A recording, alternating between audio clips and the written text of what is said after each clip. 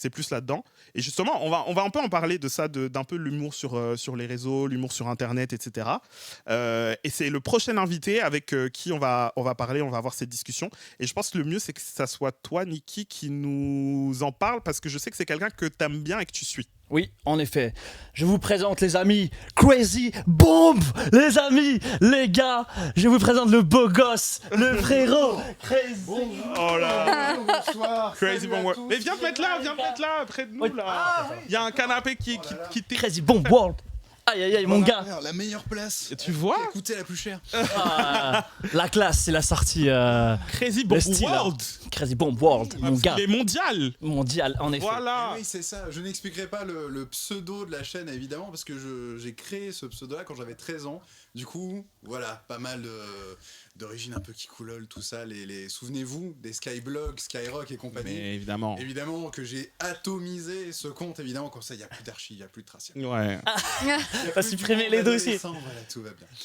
Mais les gars, est-ce que vous savez que c'est quasiment une exclue là ce qu'on est en train d'avoir, parce que tu montes jamais ta tête, ton visage C'est vrai. sur. T'es youtubeur C'est ça. et toi, t'as un peu une sorte d'avatar. Mais toi, ta tête, on la voit pas quasiment jamais. C'est ça. Bah, évidemment, pour ceux qui ne me connaissent pas, je gère la chaîne YouTube Crazy Bomb World, où je suis principalement la voix off et un des comédiens principaux. Et en fait, je me présente souvent via un personnage un peu cartoonesque qui est une tache d'encre, parce qu'évidemment, j'ai été bercé par énormément de dessins animés quand j'étais gosse et ado, du style Adventure Time, Le Monde Incroyable de Gumball. Et je me suis dit, au lieu de simplement me filmer face caméra, je me suis dit, bah, autant me représenter avec un personnage un peu cartoonesque, un peu animé. Et après, bah, j'ai... C'est quoi, c'est un fantôme? C'est plus une tache d'encre. Une tache d'encre, tout simplement. Donc, si on m'insulte de tâche au quotidien, je suis le mec qui ne se vexera pas. et en fait, d'où ça vient cette idée de tache d'encre-là? Bah, évidemment, quand j'étais ado, bah, j'étais très intéressé par tout ce qui était la philosophie et la psychologie en général. Et surtout le test de Rorschach. Où, vous savez, le test de psy, où un psy vous montre une tache d'encre et vous êtes censé expliquer ce que vous voyez à travers la tache. Et je me suis dit, en tant qu'artiste, peu importe ce que je vais faire, etc., chaque individu va avoir une vision différente de la personne que je suis. Et du coup, je me dis, ouais, la métaphore, l'allégorie est assez cool. Et c'est comme ça que je me suis basé sur la tache d'encre. Incroyable. Et en fait, ce que je fais techniquement sur YouTube, c'est que je fais surtout principalement des chroniques où je parle de films, d'animés, où c'est un peu des chroniques avec un format très similaire au Joueur du Grenier. Et l'autre format que je fais, c'est le format le plus connu de la chaîne d'ailleurs, qui s'appelle les résumés foireux. En fait, c'est du doublage parodique d'animés, où j'ai par exemple parodié des animés comme l'Attaque des Titans, My Hero Academia, Naruto, et voilà exactement, et pas mal d'autres choses. Ouais. Mais vous savez que là, je suis en train de regarder le chat, les gens sont choc-barres de le voir. Oui. Parce qu'il y en a qui sont en mode, mais parce que t'es arrivé, et il y en a qui se sont dit, ok, c'est qui ce gars? C'est qui ce mec qui est venu en costard, en petite chemise, machin et tout? Et il y a plein de gens qui sont en train de, mais quoi? Mais je le connais, mais quoi, c'est lui? Je ne suis pas là pour vous vendre des assurances. Parce qu'il n'y avait pas de dress code, du coup j'ai improvisé. Quand t'es rentré dans la pièce, j'ai pensé à mes comptes, je me suis dit, est-ce que c'est le fisc? C'est pas. Peut-être, est-ce que j'ai tout la payé? descente. Vous avez oublié le numéro de TVA, monsieur, une fois de plus. Terrible. Vraiment, Inacceptable. non, mais c'est hyper cool parce qu'il y a plein de gens qui sont en train de dire non mais attends, mais moi je le suis et tout. Ta voix est reconnaissable. Merci. T'as quand même une voix qui est reconnaissable parce qu'en plus tu fais du doublage et tout. C'est ça. Et Bah, donc, c'est dans, trop stylé, en fait. dans le domaine C'est pro, une vie de fou là. dans le domaine pro, je suis pas à 100% encore dans le domaine du doublage traditionnel. J'enchaîne beaucoup de formations. Par exemple, le premier taf pro que j'ai fait dans le domaine de la création de voix, surtout, c'est l'année dernière, en septembre dernier, c'était à Paris. C'était pour un livre audio réalisé par Anne Emine qui s'appelle le Petit Chaperon Rouge. C'est une reprise du conte classique où j'ai interprété le grand méchant loup. Et voilà. Et dans le casting, pour le même projet, il y avait Brigitte Lecordier, il y avait Donald Renew. Du coup, je les ai rencontrés en studio. Attends, j'adore. Et, Brigitte Lecordier, est-ce que c'est celle qui fait Dragon Ball? C'est ça qui fait la voix de Son fait de Goku Sangoku. étant enfant, ouais. Et Donald Renew, c'est Titeuf. C'est ouais. Spider-Man. Ah, mais Spider-Man, oui, C'est Titeuf. Harold dans Dragon, le mec a volé le casting du 3/4 des productions françaises. Je déconne évidemment. C'est aussi gens la voix très adorables. de Justin Russo dans Les Sorciers de Waverly Place. Voilà, moi c'est ma ref de Ah ouais, la sortie de rêve très C'est ma rêve de Donald Renew. Mais c'est vrai que c'est lui qui fait aussi Spider-Man et tout. Et aussi dans Phineas et Ferb, d'ailleurs, la série va reprendre très prochainement. Oui, et donc il va reprendre aussi. C'est ça. Non mais lui, et tu te rends compte que le même gars qui fait Spider-Man, c'est le même gars qui fait Titeuf. C'est fou. Je savais même pas. Tu savais pas? Je l'apprends là maintenant, ouais. Ah oui, mais le monde du doublage, il y a des twists à plein de trucs. Par exemple, moi j'ai mis des années avant de capter que Richard Darbois, qui faisait la voix de Buzz Éclair, c'était aussi lui qui doublait pas mal de fois Harrison Ford, par exemple. J'ai mis des années avant de le capter. Ah ouais. C'est parce que tellement certains comédiens sont doués pour moduler leur voix, il est trop fort. Et il fait aussi Danser avec les stars.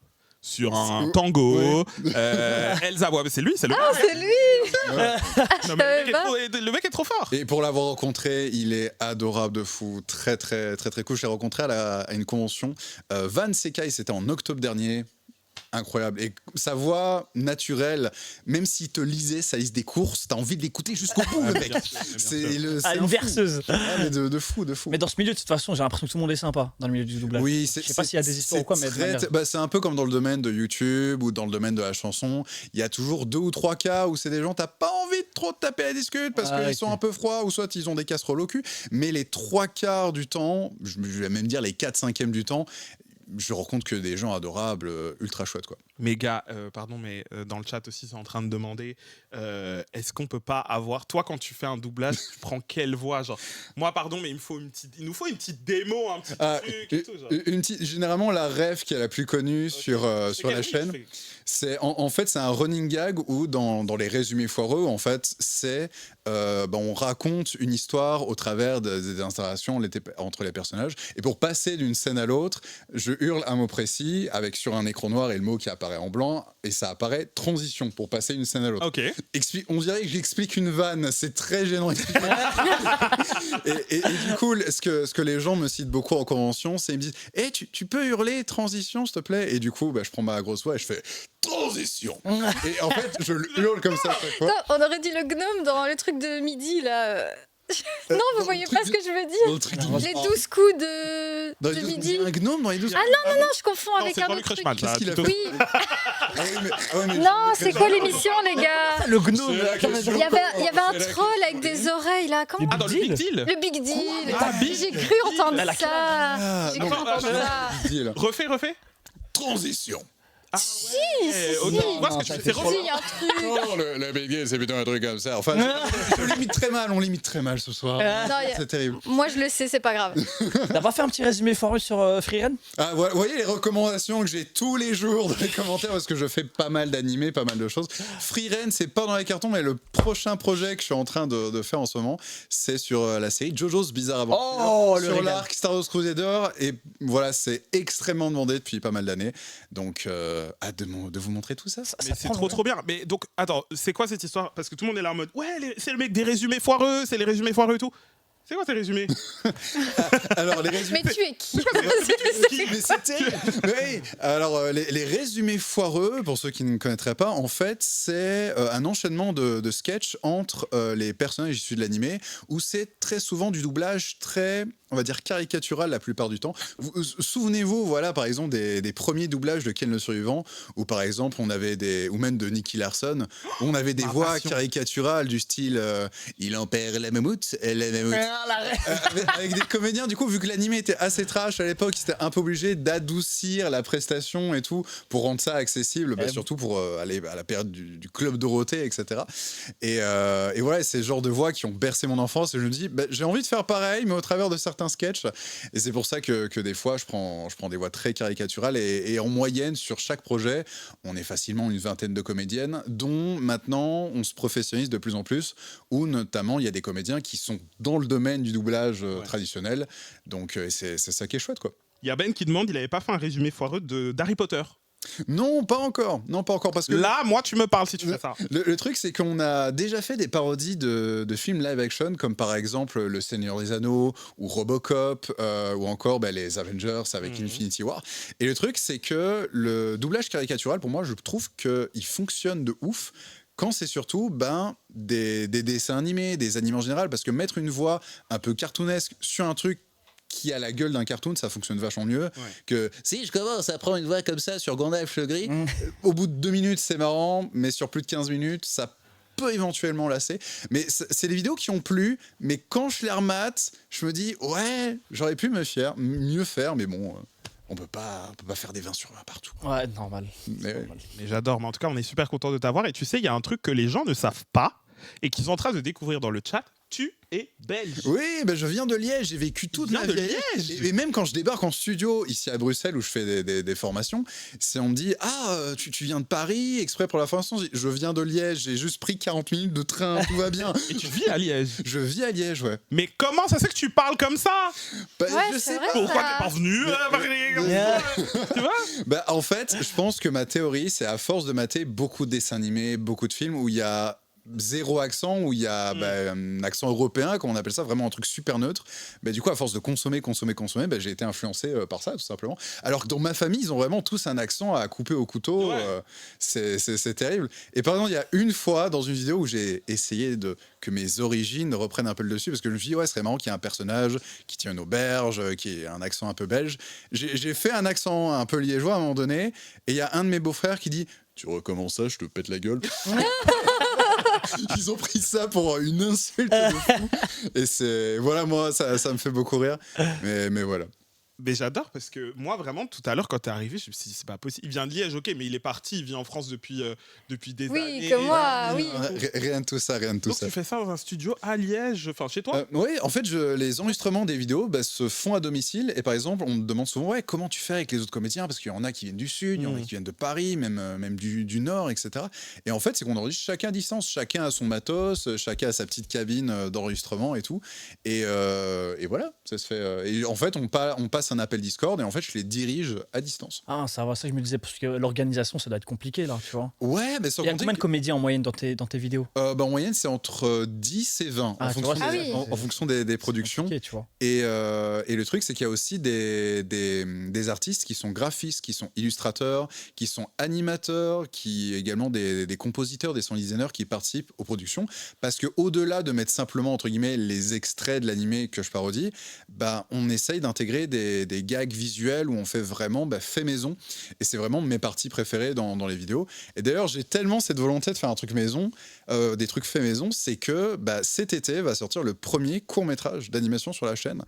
Et tu as fait. Que j'ai zéro notion d'animation à part des bonhommes bâtons, moi je sais pas faire grand chose, mais du coup que c'est un projet que on co-dirige avec pas mal de potes qui sont animateurs. Il y a facilement, allez, je vais dire entre 10-12 personnes dans le projet, pour réaliser le storyboard, les animatiques et l'animation, gérer les couleurs, etc. Et au casting, pareil, on est facilement une vingtaine de comédiens. Et c'est parce que j'ai un profond amour pour ce format qu'est l'animation, même le cinéma d'animation en général. Et je me suis dit, voilà, maintenant, avec la chaîne, à force d'accumuler des vues, à force d'avoir du soutien, avec les sponsors, etc., on a les moyens, on a les contacts pour, et on s'est dit, let's go, autant le faire. Je crois qu'on risque de retrouver mon adresse et m'agresser si je te demande pas de faire dans le passé. Pourquoi tout le monde m'envoie ça? Parce que c'est la première phrase que je dis dans la vidéo. Bien sûr, c'est un peu le même running gag que transition, etc. Parce que je dis d'autres phrases, évidemment, pour passer d'un truc à l'autre. Par exemple, je dis « dans le passé » ou bien je dis « dans le présent » ou ça « dans le futur ». Et du coup, fin de la journée, j'ai un cancer de la gorge. J'ai besoin d'un thé au miel. Mais voilà. T'es de folie. Mais tu t'entends la voix comme elle est trop fort. Moi, j'ai vu plusieurs de ses vidéos et à chaque fois, il me fait trop rire, frère. J'adore. Une autre question qui est hyper intéressante parce que c'est un peu le sujet du moment. Ouais. Tu fais du doublage. Tu me vois venir ou pas? L'IA.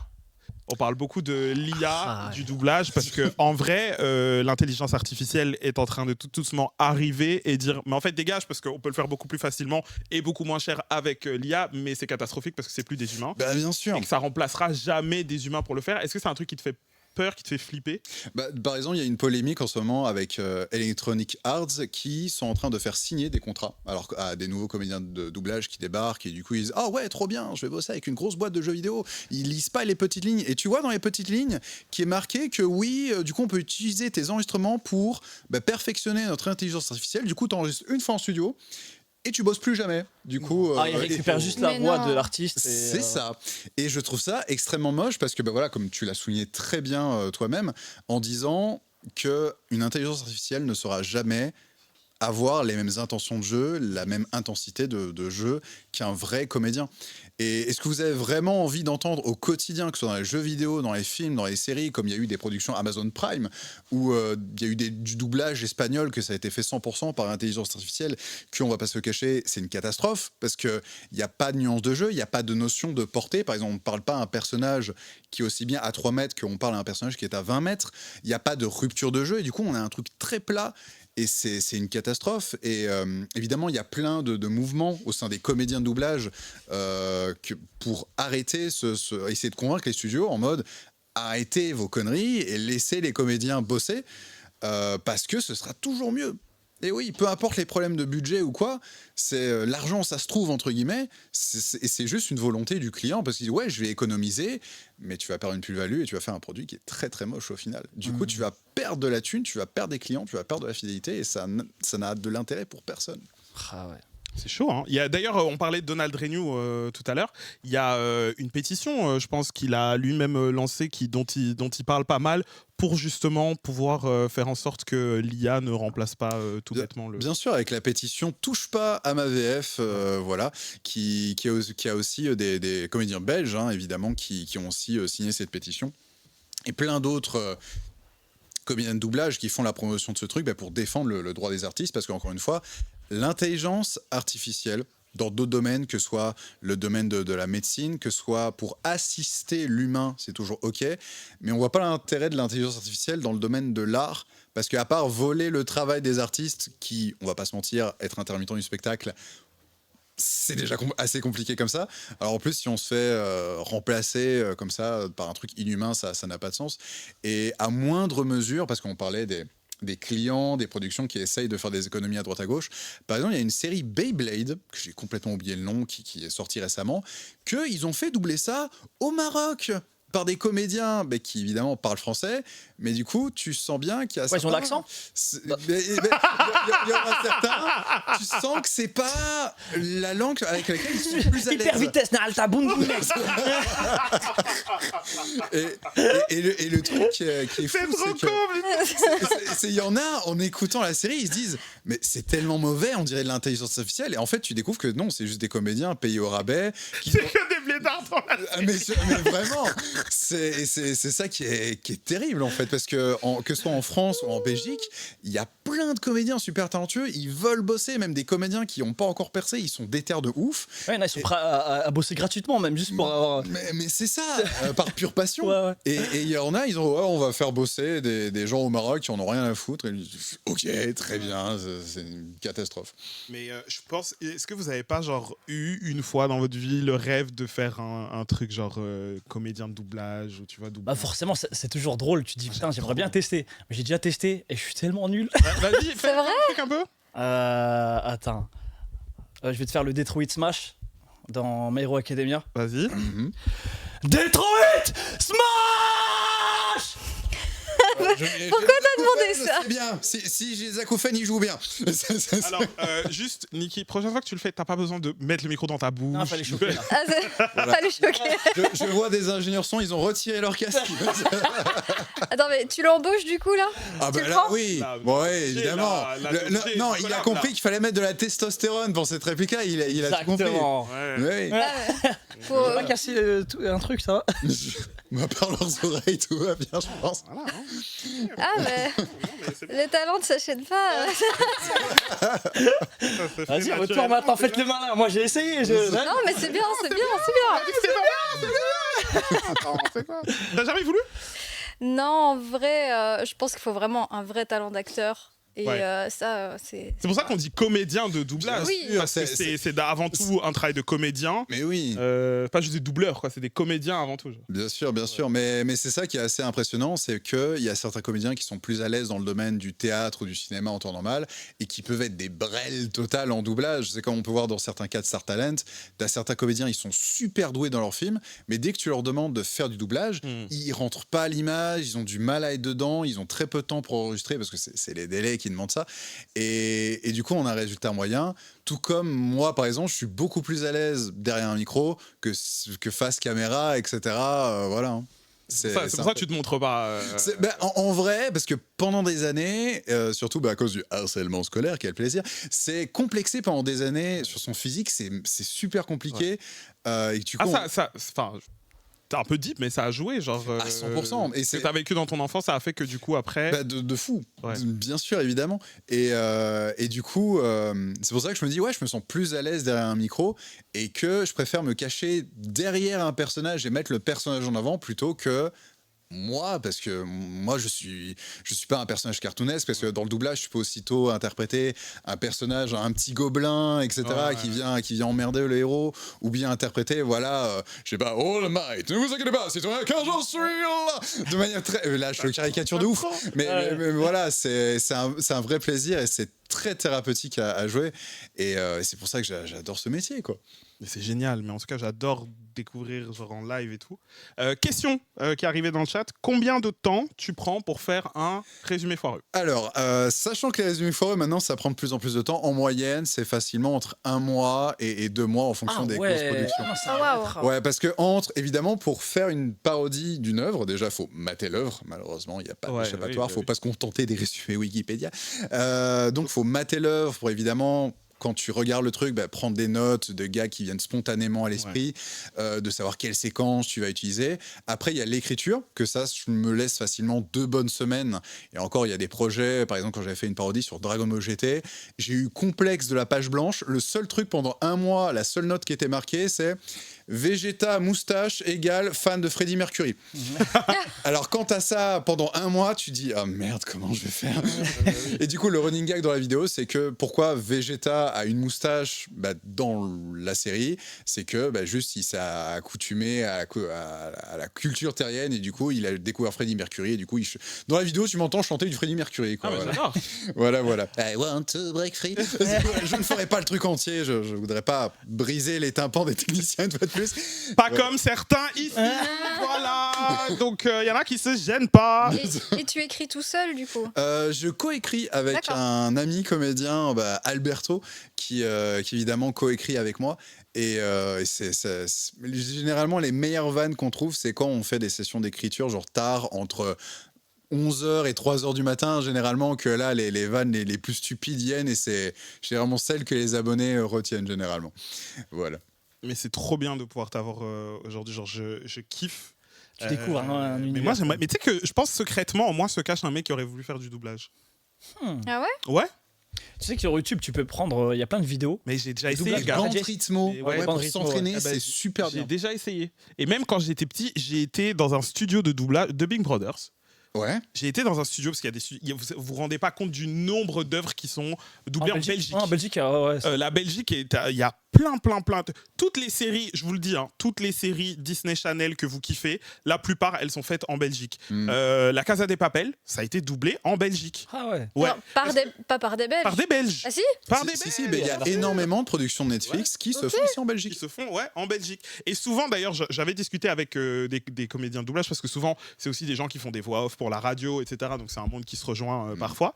Et souvent, c'est pour la France, ils aiment bien avoir les grosses productions, les grosses œuvres. Sauf que parfois, tu peux pas prédire qu'un truc va devenir énorme. Genre la Casa de Papel, on pouvait pas prédire avant que ce petit truc espagnol allait devenir un hit mondial. Et donc du coup, ils se sont dit, vas-y, ça, on le donne aux petits Belges, ils vont le faire et tout. Je caricature, c'est peut-être pas exactement que ça s'est passé, mais genre, ils l'ont donné comme ça à la Belgique. Et maintenant, la France, ils étaient dégoûtés après, parce qu'ils étaient en mode, mais purée, c'est devenu une dinguerie. Et souvent, comme les acteurs, après, ils jouent dans d'autres choses, on essaie de garder les mêmes comédiens de doublage pour d'autres trucs. Et donc, du coup, ils jouent dans d'autres trucs qui font des cartons. Et donc, le monde est un peu dégoûté, tu vois. Ah, mais donc, moi qui leur dis toujours en plus, pour le doublage, les Français, vous êtes trop forts. Mais en fait, c'était nous. C'était nous. C'est les Belges. On tire un peu la couverture de notre côté. C'est pour ça qu'il y a une rivalité un peu franco-belge, des fois, où il y a j'ai déjà rencontré des comédiens français qui rageaient en disant, ouais, laissez-nous un peu de production quand même. Je dis, qu'est-ce que vous racontez? Vous faites les 3/4 des Marvel. Qu'est-ce que vous voulez de plus? Et ce qui est fou, c'est par exemple, j'ai rencontré des comédiens et une directrice artistique qui a bossé sur la série Naruto.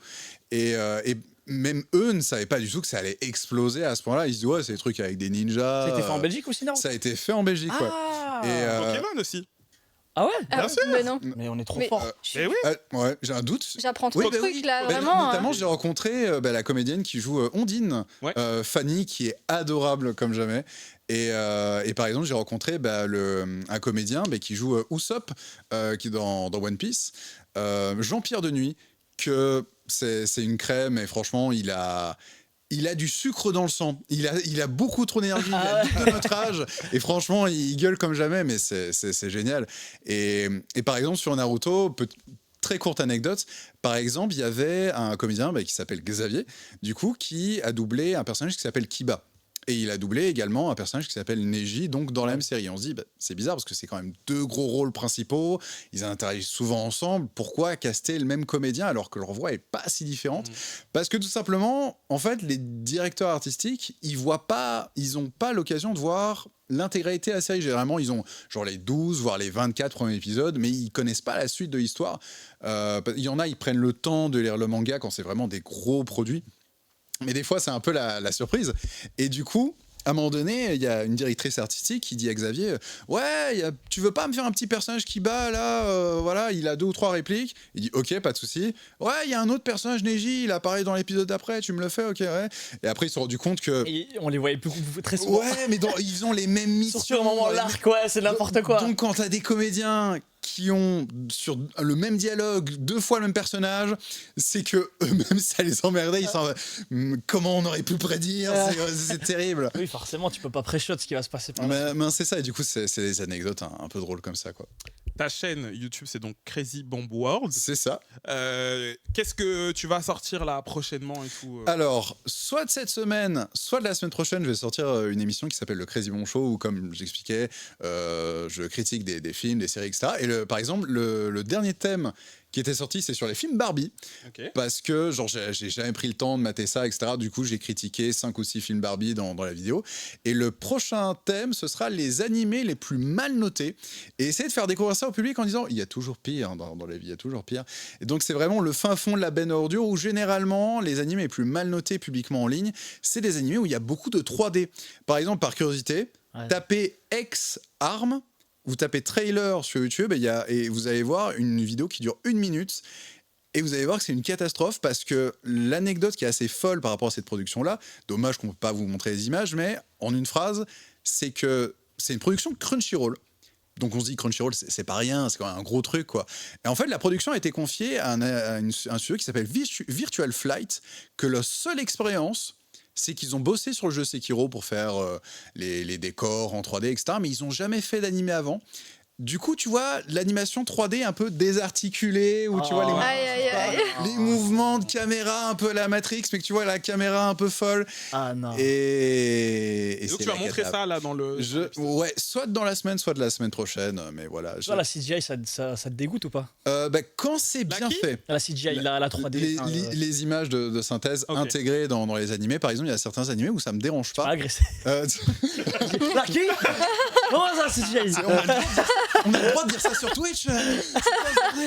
Et en fait, le truc, c'est que généralement, les animés, c'est fait en 2D de manière très traditionnelle.